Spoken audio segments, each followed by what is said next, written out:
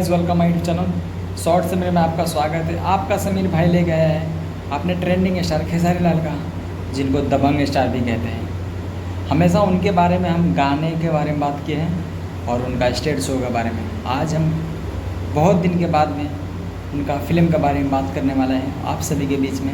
और उस फिल्म का नाम बता दूँ आप सभी को, अंदाज। इसका फर्स्ट लुक जो है पहले भी आया था पर ओरिजिनल नहीं आया था।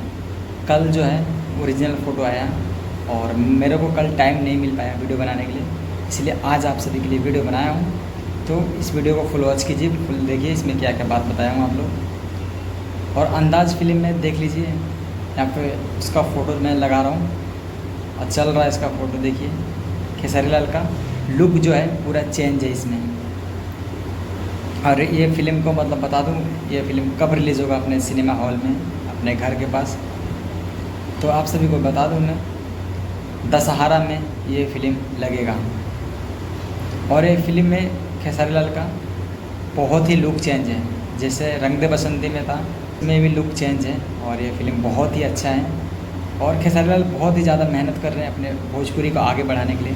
तो आप लोग भी एक मेहनत कीजिए, हमारे वीडियो को लाइक और वीडियो को शेयर कर दीजिए कि अपने समीर भाई का इस वीडियो को लाइक कर दीजिएगा और वीडियो को शेयर कर दीजिएगा और चैनल को सब्सक्राइब कर लीजिएगा।